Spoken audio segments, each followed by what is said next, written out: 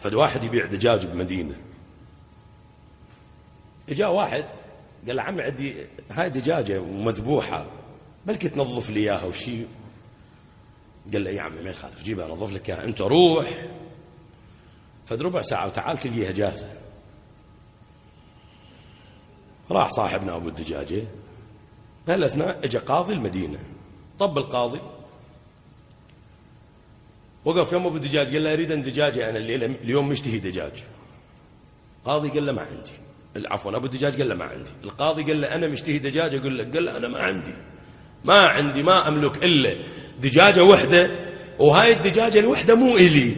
قال له عاد إلمن؟ قال له الواحد رجل جاب لي كذا. قال له عمي تعطيني إياها، وإذا أجاك الرجل قل له الدجاجة طارت.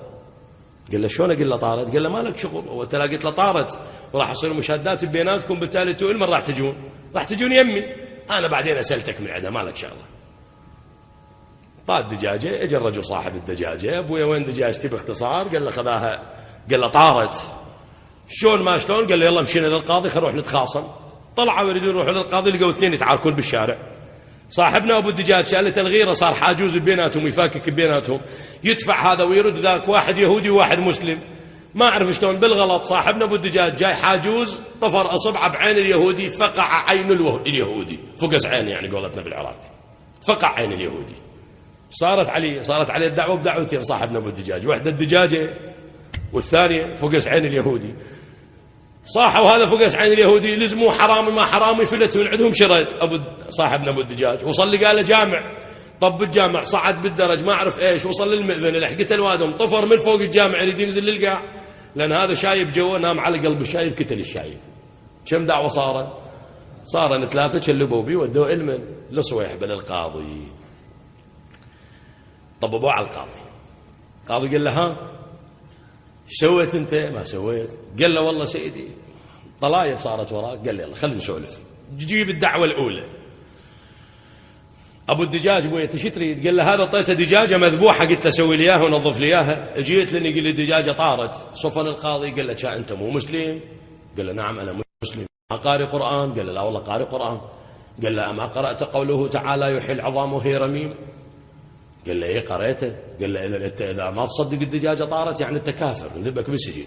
شو تقول طارت لو ما طارت لو تنذب بالسجن؟ قال له لا عم طارت. قال له روح الله وك اطلع.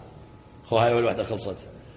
اجي للثانية، صيحوا لي القضية الثانية. ترى بالمناسبة انا جاي اسوي فيكم نفس وضعنا بالعراق، هسه احنا جاي نعيش اي شكل. ترى ابو العضلات ابد لحد يشوي لحد يدنا يمه، الكتكوت البسيط صاير مكفخة، وعلى مزاجهم الجماعة، سواء كابينة حكومية مع احترامنا للخيرين منهم، والإخوة القضاة الله يحفظهم يعني هم بعض منهم عندهم مثل هاي الشغلة. المهم صاح الثاني، الدعوة الثانية أبويا شنو؟ جابوا للثاني، قال أبويا ايش عندك انت؟ قال له والله جاي نتعارك وشيء، وهذا أبو الدجاج فقس عيني.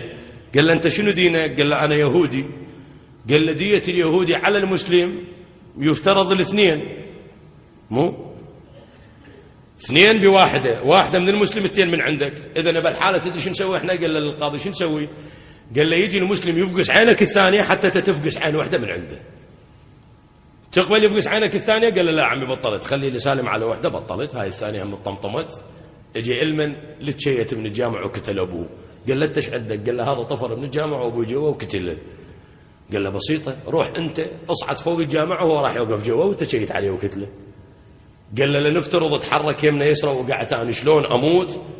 قال له والله مشكلتك شا ابوك ليش ما تحرك يمنا ويسرى؟ ليش ضربه في مكانه ومات؟ شر البلية ما يضحك. هسا احنا اخويه هذول اللي يسمون رواحهم الذين امنوا.